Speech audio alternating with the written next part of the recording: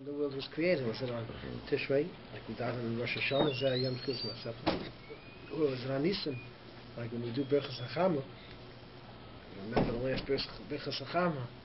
When was it? It was 10 years ago, or less. So that was in Nisan. That was a position when the world was created, what the sun was in. So there you're paskening that the world was created in Nisan. It's all Shiloh when the world was created in Nisan, or Tishrei. But either way, there's a Zohar that the Matzah, there's a din on Pesach also, it's a din. It's Yom Adin, just like Rosh Hashanah is a Yom Adin, Nisan Pesach is also. And the Matzah, the Zohar is Mamtik es Adin. The Matzah sweetens the din. The Matzah, so preparing the Matzah, eating the Matzah, it's time for a kapara also. So we're going to talk about matzahs now today, as much as we could. We'll try to get into the sugya of matzahs. So first of all, there's different kinds of matzahs. Someone called me up and wanted to know. They always buy a certain box of matzahs, this kind of box of matzahs. So I don't know if they could buy a different kind of matzahs. So I said, I don't know what that box of matzahs is, I don't know what the other ones are. I'm not familiar with those machine matzahs, and it's a certain kind. You have to really look into it. So let's just understand what matzahs are, how they're made, what's the what are the things that are involved in that we should know about. So some is taken for granted because you assume it has a good hechsher on it. These things are taken care of, but nonetheless, it's better to be a knowledgeable consumer than a not knowledgeable consumer. So there's matzah needs to be watched. Matzah needs to be watched to make sure that it doesn't become chametz. Now, there's two reasons it has to be watched. It shouldn't become chametz. One reason it has to be watched is that it shouldn't be chametz. You don't want to end up eating chametz by accident on Pesach. That's a good reason. But for that reason alone, if you just buy flour, no, not today's flour. Today's flour is bleached, which is washed with water. Now that's a shaila in itself, if that is enough to make it chametz or not. But you just buy flour, unbleached flour that didn't go through any washing process. You can buy flour and make matzah, and it's kosher Pesach. It could get a hechsher on it, or UCLR. It could get any. You could get a hechsher on it, because as long as you have flour, you could assume. The assumption could be that it didn't come in contact with water. Why should I assume it came in contact with water? And I can make matzah and it's kosher. So technically, in case of doubt, you have matzahs until you get involved until you put water in it. Once you put water in it, then you have to mamish make sure that it doesn't become chametz, because once it comes in contact with water, it has, 18 minutes until it becomes, and we'll see about that 18 minutes in a moment, but 18 minutes until it can become chametz. But until it becomes in contact with water, if you b'diavad, you could buy flour and just make matzah out of it. It's not a big deal. Again, flour today might be rinsed with water, and then you have a problem. But if it wasn't rinsed with water, so then you could have that. That's not a problem. But there's another issue. This. But why would rinsing with water be like? It's not. It's rising or changing in any way. Otherwise, you wouldn't be able to use it. You wouldn't be able to sell it. Right. It's very possible that it wouldn't be chametz just by being rinsed. If it's rinsed and dried right away, it's possible it's not. And there's all kinds of shiurim that sometimes the Gemara says maybe the wheat will start cracking, Once it comes in contact with water, we can't be guaranteed that there's no chametz here.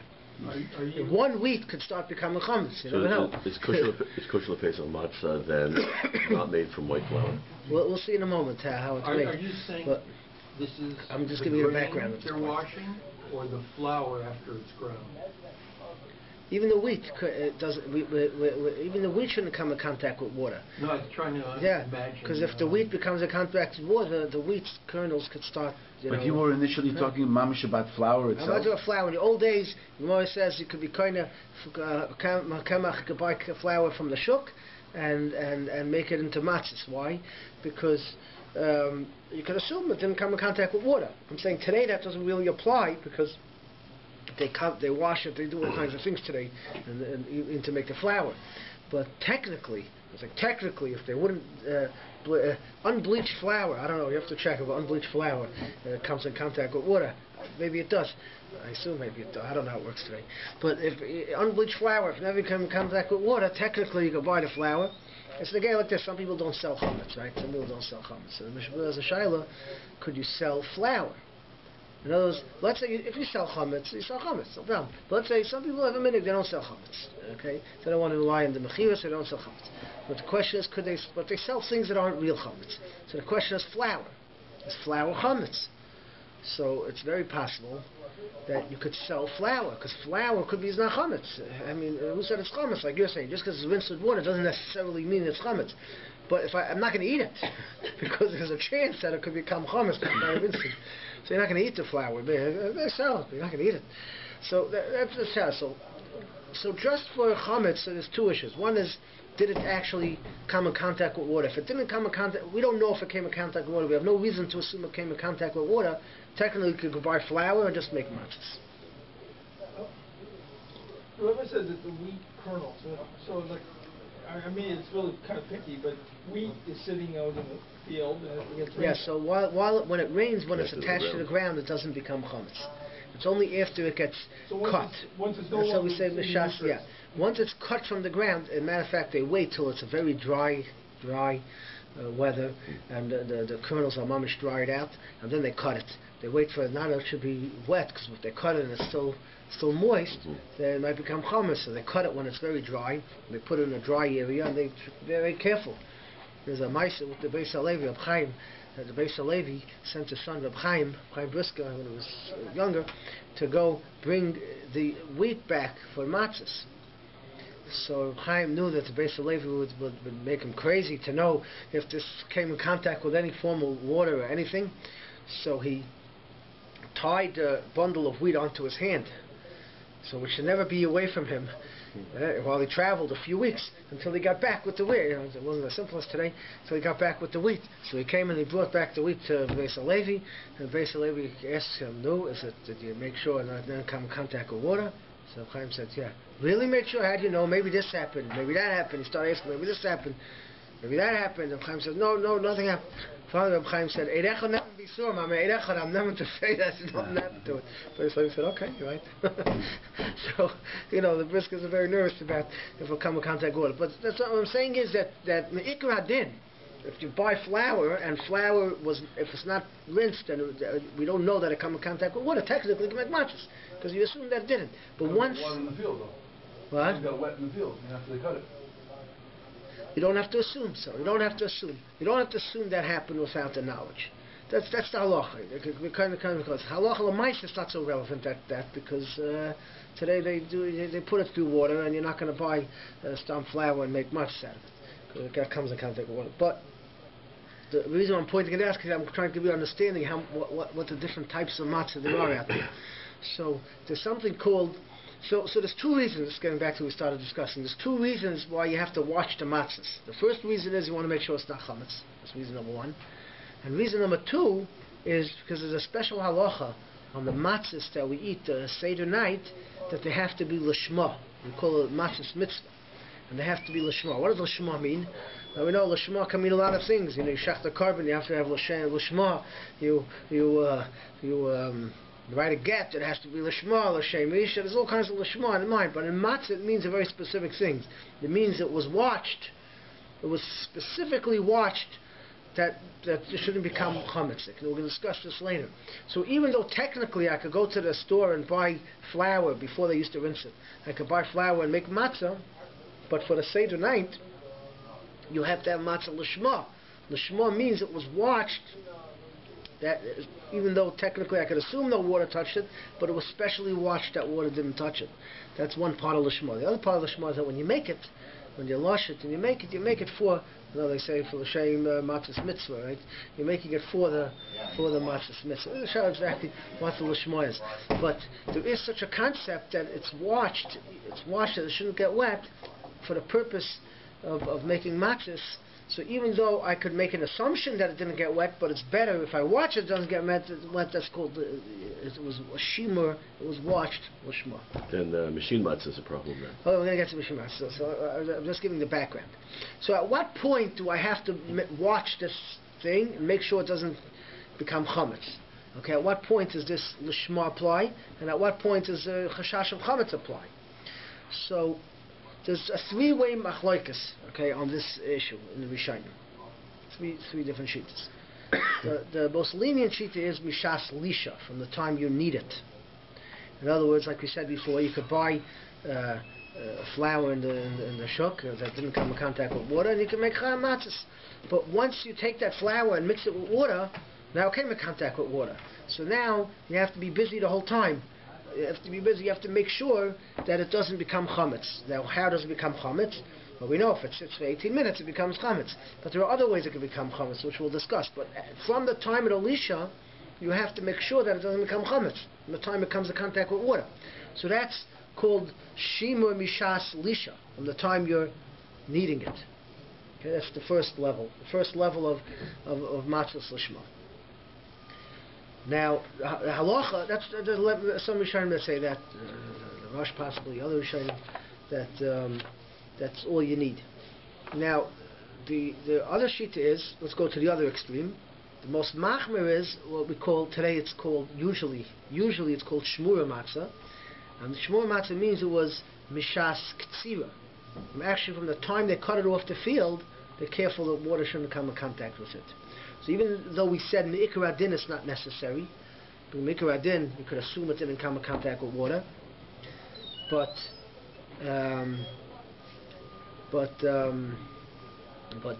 there are some Rishonim that hold in order to be Yotzi your matzah on the Leil Seder, you have to have lishma, and that starts from the time you cut it. Now the Rishonim that hold the Rambam that seems to hold that for all your matzah that you eat, not al lishma, but like we said, for chametz purposes, it's a hiddur. So it's not ma'akev. Again, the Gemara says, but the average you can buy flour in the shop. But for hiddur purposes, you're more certain that it didn't become chametz if you actually watched it from the time it was cut. You know water didn't come in contact. You're not just guessing water didn't come in contact with it. You actually know water didn't come in contact with it from the time it was cut. And the Rambam holds that's a hiddur, that a person v'chatchila one should have matzahs shemim mishas ksira. But we don't necessarily pass it like the Rambam. That's the Rambam shita. But the other Rishonim say for lishma, for the night, for the leil seder lishma, that starts from mishas ksira. So there's two extremes. One shita holds from lisha, the time you actually need it. Before that, there's no din lishma, and the other shita holds from the time you cut it. Now the Mechaber says like this. Hang on until I find it here.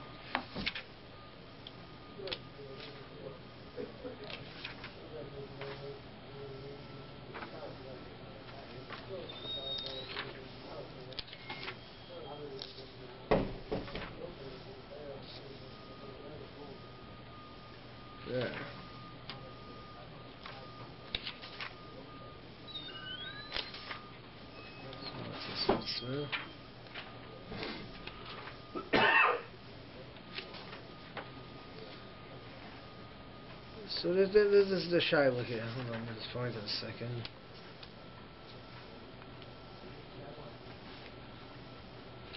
So that's the two sheets. Now the third sheet that goes like this. Here. The Mechaber says like this: Hachitim, the wheat she'osim be'am matzahs mitzvah, toivlus. It's better that you should watch it that the water doesn't come out mishas ktsira from the time it's cut. So this is talking about the Mechaber's paskening. This is Beis Yosef. He's paskening that it's better to use shmur matzah for the seder night. For the seder night, this is the ones using for the matzahs mitzvah. Toivlus shemim b'loy mishas ktsira ulapachos at least mishas techina. So he's paskening that it's not sufficient from lisha, from the time you need it, but you need from the shas tchina, from that's a little bit earlier, from when you grind it. When you take the wheat, you grind it. From that point to when you grind it, at least you have to, that's how he's paskening. This is a third shita, that you have to watch, it has to be shmura from the time that it's tchina, from the time it's grinded. So you look on the box of the matzahs, many times it says at the point, I doubt they'll sell today from Shas Lisha, I don't know. I really didn't check what they have in the stores there. But the matzah, so one should buy is at least it should be washed from shas tchina, from the time it's ground. And it's better if a person does it mishas k'tzira, at least for the Seder night, to get shmur matzah, which is from shas k'tzira. So those are the three types of matzahs. Now you have to understand that today, where it does come in contact with water, I assume, I don't know, I didn't speak to any of the matzah companies here, but I assume that even if they don't actually watch it, the shei matzah, from the time of the k'tzira, but they at least are getting wheat that didn't go through the process of washing. I mean, they know which wheat they're getting. So even though it's not actually the guy standing there watching it, but I assume that they take the precaution to make sure they're getting wheat that didn't come in contact with water. They try to make matzahs for Pesach. So they're going to get in contact with that. They're going to get that kind of wheat. So usually the matzah sibahai, if you're not getting shmur matzah, meaning mishas k'tzira, I assume, I don't know, look, you know what the matzahs are from? Most of them say that mishas k'tzira. K'tzira? No, only the shmur.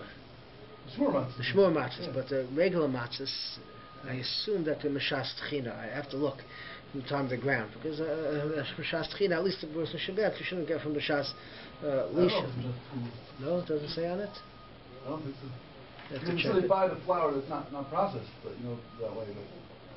They have a shmir. I don't think a shmir. It comes close to the water and each shmir. Once they grind it, most Rishonim hold, you have to already, that already should be shama from that. I'll check the matzahs. I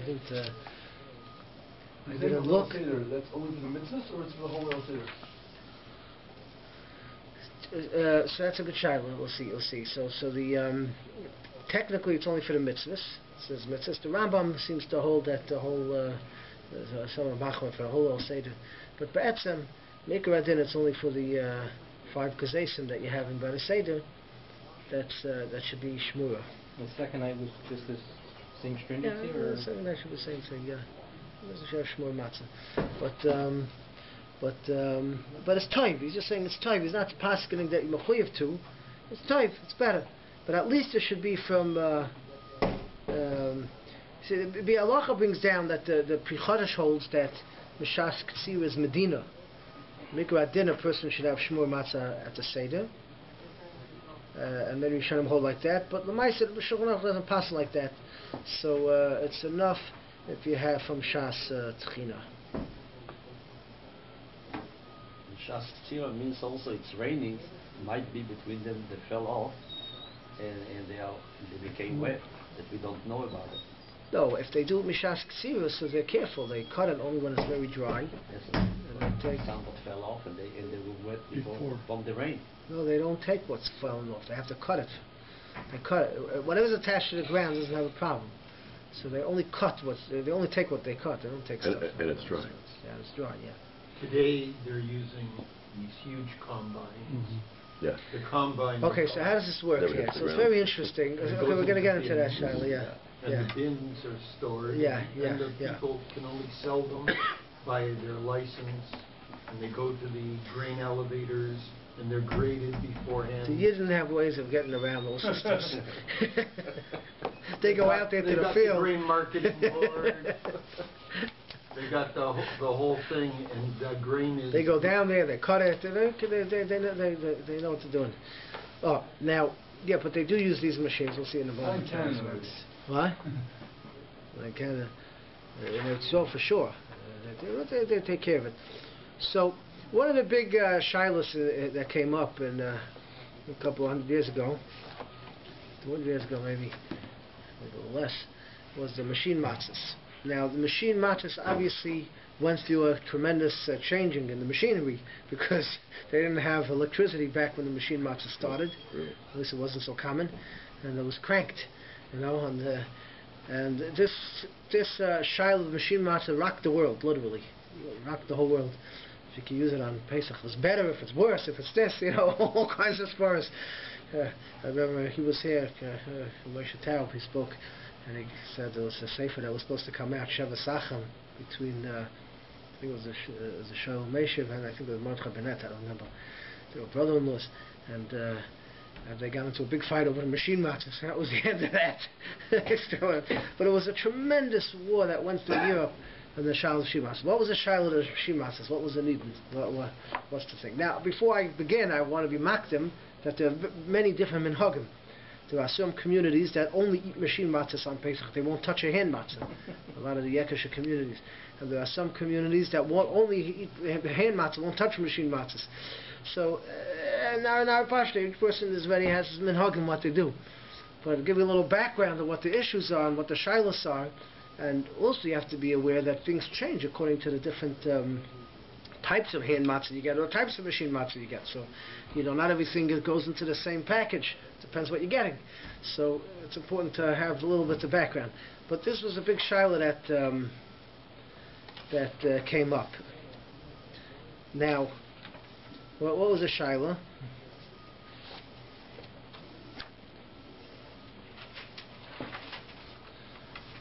So first of all, initially there were those that held that it was even to the point where it could have been a shiloh of chametz. In other words, is it just a question of lishma? You have to have lishma, or was it a question of is it chametz or not? So initially, he brings a tshuva from the Rogachover on the issue. He wrote to the let's see if I can find it here. He wrote it to the Chacham Eretz Yisrael.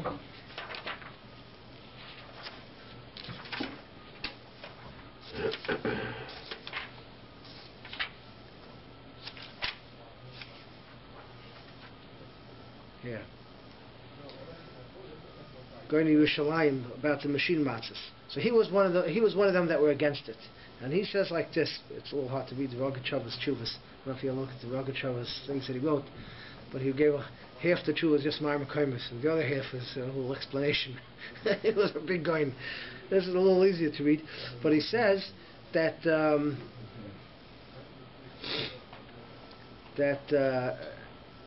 Bartzenu Machanenu Pritza Dava B'Dar Mitzvah it became a big. He was never masking to this. I never saw it done in the old days. And he says... It didn't exist in the old days. Yeah, it didn't exist, yeah. So he says like this. He says, the shaila is you have to watch the matzahs. So the question is something which is happening by itself. In other words, something which you're doing it. You're doing the lisha with your hands and you're involved with. There's a very basic shaila let's start in lishma. When I do lisha for matzahs, do I have to actually be working it the whole time? That's called the Shema. The Shema is not just in your mind, you're watching it, but you have to actually be doing an action, or it's enough that you're standing by and watching it. In other words, let's say I would have a guy make the matzahs, and I'm watching it. I'm standing it and I'm managing the whole thing. I'm saying L'Shem Matzahs Mitzvah. I'm standing on top, screaming L'Shem Matzahs Mitzvah, and I'm watching the process, and you have a bunch of guys doing it. So this is a shayla in the place. You have a guy with a gadol oimed al gabav, or a cotton, and a gadol oimed al gabav doing it. So it's bad enough because I'm watching it to make sure it doesn't become chametz, and it's works. That's called shimur for matzah. Or part of the thing is that you're actually working it. You're actually doing it yourself. So halacha l'maisa, we're noyeg. We hold that even though it's a shayla, we hold that you actually have to be working it yourself. It's not enough. It's not enough to have someone else working on it and you're screaming, watching L'Shem Mitzvah. You know, the Ari Shem, the whole that's enough, but it's a big shaila. And halacha l'maisa, we're noyeg that the people themselves have to be working it from the lisha, at least, from the time it comes in contact with water. That has to be worked on by a person that's going to be doing it L'Shem Matzah. Now, if not, so that's the question. If not, what's the story? So the Rogachover seems to say that if not, maybe it's chametz. We can't rely. If it just goes through a machine, he's saying it just goes through a machine and pops out at the end, a matzah, and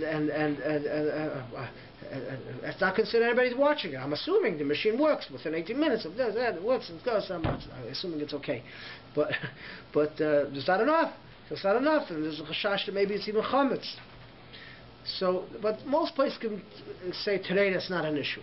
Today there's no issue of chashash chimetz. It's done so well, these machines, better than the hand matzahs. There's no chashash of chametz.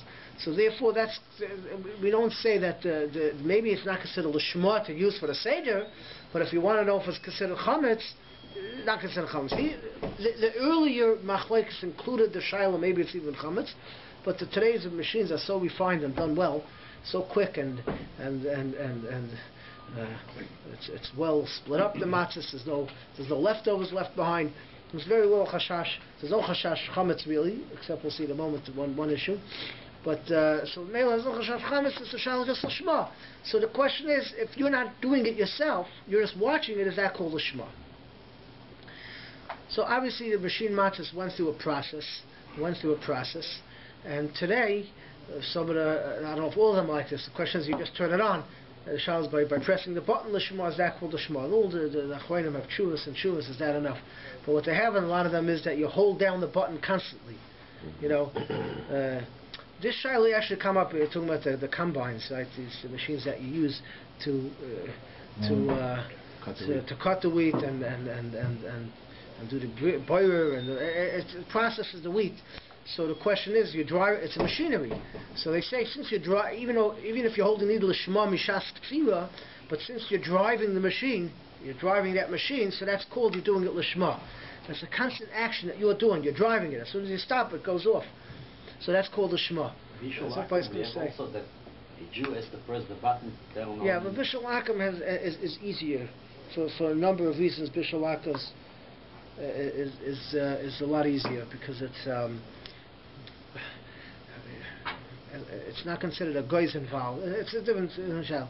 But for lishma, where you need a mamish put in lishma, so this was a shayla. So the place come on make on that. So therefore, they have machines where you hold the button down the whole time while it's running. As soon as you let go of the button, it stops. So there, it's you hold it down. L'shem mitzvah matzah, l'shem, you know, matzah mitzvah l'shem, and you say it the whole time, and then it's considered that it's on lishma. So this is the eitzah that they come up with. But this was a whole machlek as well. That's considered. It's considered. If that's considered lishma. There's another interesting shaila. There's another interesting shaila that came up. That there's a halacha. There's a halacha. You need lechem oini, right? What's lechem oini? Poor man's bread.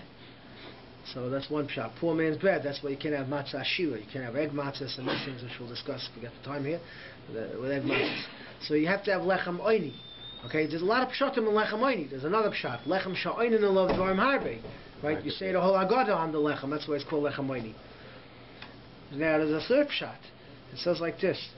In Shulchan Aruch it says, there's a rush. The rush says that Anshe Maisa, they used to bake their own matzahs. Anshe Maisa used to bake their own matzahs. They didn't go buy matzahs in the store. They made their own matzahs. Why? Many reasons. But he says like this: Loshen va'ofen ba'asmet kaderech ani shu masik v'ishta yoifa. Ani didn't have, couldn't afford all the helpers in the house, right? They would make their own bread, and they themselves. The husband would go and prepare the wheat, and the wife would bake it. So together as a team, they would make the matzahs. That was an ani, that they stood over the matzahs themselves. So the matzahs has made lechem oini, like an ani. So therefore, the Anshe Maisa will go bake it themselves. So if someone else is doing it, that's not lechem oini. But the lechem oini is done. So there's a shayla like this. It's very nice. There's a lechem oini in the baking of the matzah. But that's not, the matzah that comes out the end result, I have a round matzah. Is there any difference between this matzah and that matzah? At the end of the day, it didn't lechem oini only in the baking, so I did it. I was makayim this mitzvah. If I didn't do it, I wasn't. But now when it comes to the Seder night, and I want to eat the matzahs, is there any different which matzah? Is there a hiddur to take that matzah that I baked myself, because that's called lechem oini? In the achila, in the eating it, is there any difference? So... After you pay for it, yeah. So he claims, Moshe Sternbach claims that maybe it's only a din in afiyah. There's a din lechem oini in afiyah, but in the eating it, there's no difference. It's the same. Both of them are matzahs. At the end of the day, they're both kosher matzahs. They were made l'shma, so I can eat it. Or you could no, there's a din, lechem moini, it goes into the matzah. Now when I eat it, I'm eating a lechem moini, so it's better to eat your own matzah. So there are people on mahaded to bake your own matzah. It's not so easy today. You have to go down to the factory, make your chabuya, make your own matzahs. Then you can make a shliach. But there's a din of lechem moini. So he wants to say, so this was a shaila on the machine matzahs. One of the shaila on the machine matzahs was, that's not lechem moini. Even if I don't make my own matzahs, you make the matzah. But it's made the same way, where one guy's baking, it's made b'derech lechem moini. But something which is mass production, that's not lechem moini. So he wants to say, maybe there's a problem that the machine matzahs are not considered lechem moini, according to this pshat. Now, halacha l'maisa, this is only a hiddur. It's not a chiyuv. What? Even the hand matzahs No, but each one's rolled out. Each one's rolled. It's made the same as the other matzah. At the end of the day, there's no chiluk this matzah, that matzah. But here, this is. Okay, it's just an interesting thought. It's an interesting thought here that the question is, do you have this halacha of lechem moini on such kind of matzah? The whole din lechem moini here is only lechatchila. It's only lechatchila, and the question is if that applies. That's machine matzah, right? There's machine shmur as well. Yeah, that's just means shmur mishas k'tzira. Right, but it's produced. Still produced in the machine. I was associated shmur matzah with like handmade matzahs. So the kitcher. So this was a whole shaila. And today, it's definitely the machine. So the question today is, well, halachal ma'isa. What's the halachal ma'isa? What's the machine matzahs? So the debate today really boils down to two things.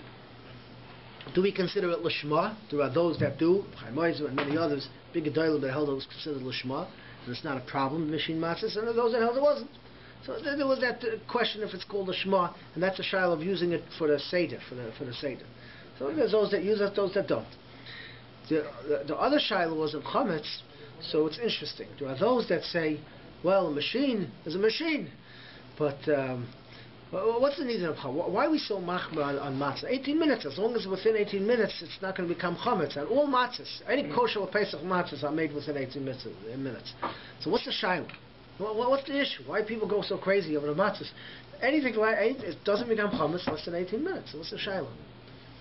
So there are two issues. There are two issues where you could get into an issue on making matzahs.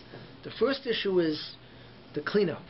In other words, you're doing run after run after run after run. You're making hundreds and hundreds of matzahs.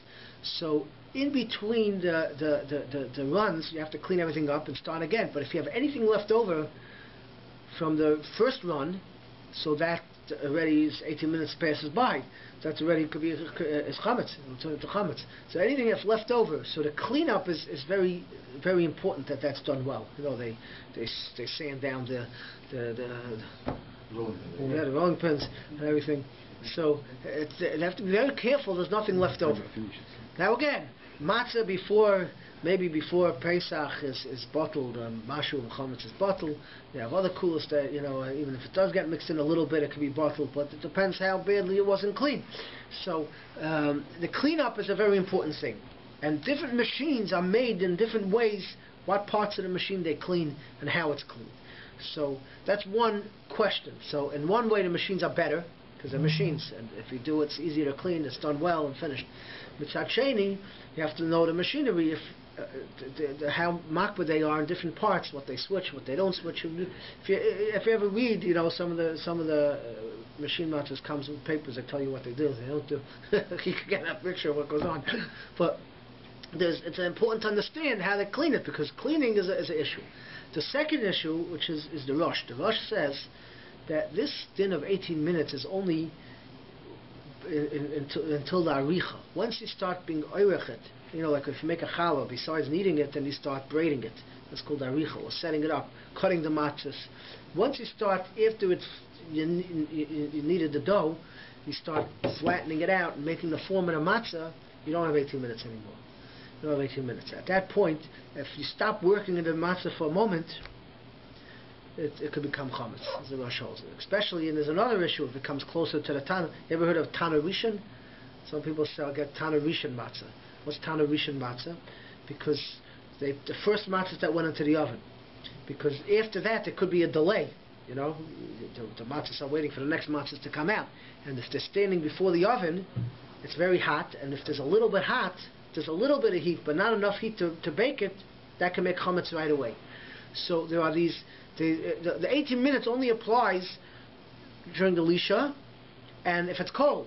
But if there's a certain warmth to it, so then that could make chametz even before 18 minutes. Wait, the 18 minutes does not apply from the time that you start kneading it to the time it goes in the oven?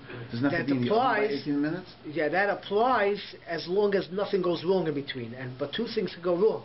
One thing that could go wrong is during the aricha, someone's not working on it. And two, something can go wrong if it's a little warm. It could start baking. What's the shear of the rush? That's a question. What the shear is, how much, how machmir you are, Yeah. But what you're describing is So not 18 you minutes. put on the pole to go on the thing, it's not being worked on. Right. It goes straight in. They have to keep in other rooms now because there's 10 seconds, 15 seconds till on the... Yeah. That's an issue. So what's the minimum? It depends how machmir. Some people are machmir. They only put one matzah on the thing. There's all kinds of chumash that they have. You know why? Just some people only buy this matzah, only that matzah, because once you're dealing with flour and water, there's certain rules, but then there's certain times when the rules don't necessarily apply, and you have all these chumash. So the rush That's basically why says, some place has these fans that cool off right in front of the oven, that it shouldn't be hot at all, shouldn't be hot, so you can get the matzah in. separate rooms, right? Separate rooms. One room and the oven. Right, wall to the wall and a window. Yeah. So the rush says there's no 18 minutes then. He doesn't There's no 18 minutes, but there are times when the 18 minutes doesn't apply. What does that mean? Goes faster. It goes faster. It could become chametz quicker. We'll get to the other examples of this. Because of heat. 18 minutes is not set in stone. You can't have chametz before 18 minutes. Huh? The dough gets warm. So are you That's why I saying stay out of the 18 kitchen. minutes is the maximum? Maximum, Okay, so and then who makes the judgment of what the minimum is? The There's supervisor. different halachos, So that's the issue. I'm just saying what the issues could come up. So some say the hand matzahs are better. You could work it. You're in charge of it. If you know what you're doing, you're in charge. You could see the machine matzahs. Maybe it gets a little warm, the machine at the end. Maybe it's not cleaned as proper. And others say the machine is machine. It works like clockwork. So if you have it working right, if you have something working to a T perfectly, you're better off. You don't have the problems. There was a shaila I saw from Zillerstein that the machine matzah, there was a blackout for a moment, and the thing turned off for a moment, and then went back on. So there was a whole shaila, and it was after, they couldn't stop it. It was after the matzahs were made and sold out. You got a whole shaila now. What do you do with all the matzahs out there? Do you recall all the, recall on all the matzahs? What do you do? So did it become chametz in that moment? He goes through the shaila. He's makel. But, Why did that happen? What? What point were they holding? The whole machine. The whole machine turned off for a moment. Yeah. Turned off for a moment. So is it enough to become chametz? The shaylas come up. And then you have a real... So when you have a suffix chametz, maybe it's bottle. Maybe the matzahs are bottle. Shal yavish v'yavish is bottle. If that works for lishma. The whole big shayla comes up once you have matzahs that are mixed in. So, and many times it happens. Many times it happens that they take out matzahs that they don't like and they put it on the side. Sometimes it gets mixed back in. Mm-hmm. So a lot of they do. Not every matzah do they sell. They take it out. It's folded. It says they take it out, but sometimes it gets mixed in. But Maisa, we're Saimachan that most of the matzahs, even if they're taken out, are kosher. The heat of the oven is so hot.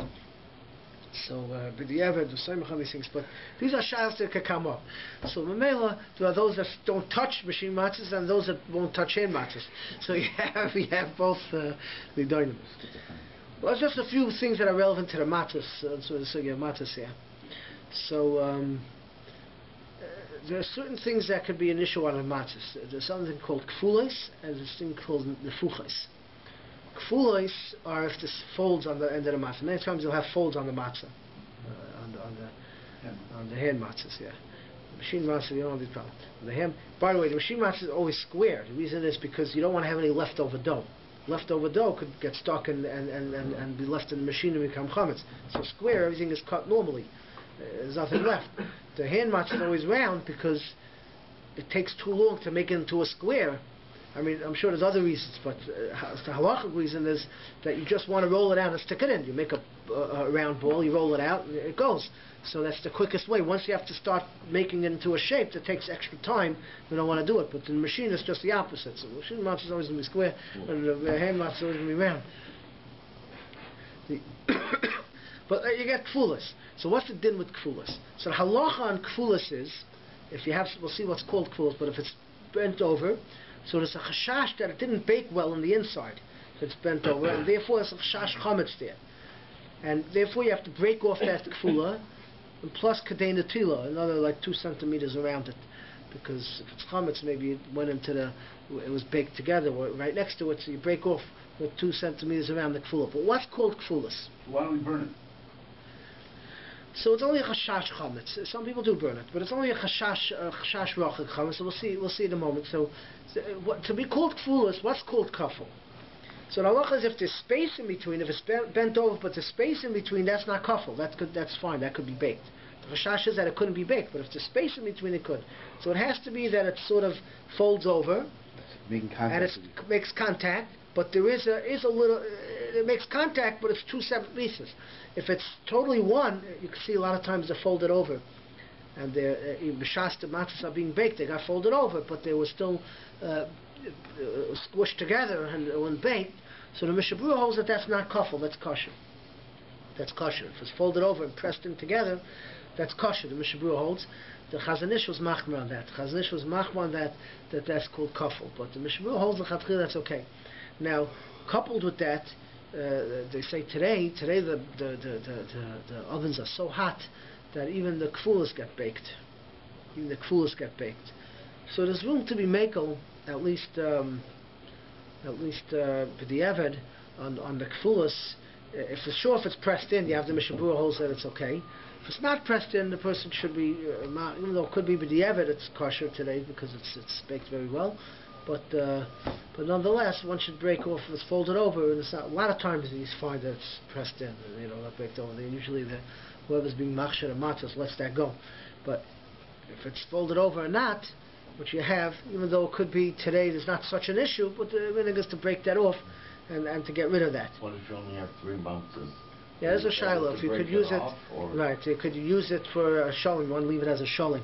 So it could be today, even though molly you had to break it up, but it could be today where usually it's not a real issue. It's just a chumrah. So you leave it. You don't take it off. Yeah, and they take it off afterwards. Yeah, it's only 7. Unless it's really bad. It's not a big deal. I once bought matzahs, a real Mordechai matzahs in Eretz Yisrael. Like it was the whole thing. I bought it, and then I come out, I open it up, and I see the whole thing is bubbled over. All the matzahs bubbles and bubbles and bubbles. This is called nefuchas. Nefuchas means they can get bubbles on the matzahs. They blow up. So now there was a chashash that if they blow up, the inside didn't bake. So what's the halacha with these things? So there's 2 kinds of nefuchas. There's one nefuchas. In order to be nefuchas, it's not enough. Sometimes it just gets a brown bubble. The brown bubble that doesn't make nefuchas. So what makes nefuchas is you'll see they pop them. They pop them. You get your matzahs. They popped all these bubbles. They really pop. They're checking inside to see if it was baked. But these brown bubbles aren't issues. What the issue is if the matzah itself splits in half. The matzah when it bakes splits and half goes down and half goes up. That's called nefuchas. And there's a chashash that the inside had and the sheikhad rose a little bit, and it didn't get baked. That's the chashash nefuchas. Now, still the Mishnah Berurah brings down that today where the ovens are hot, very hot, a lot of times that happens from the heat of the oven. It pops up from the heat of the oven, and it's not a sign of chametz. So me'ikar adin and the nefuchas are kosher today.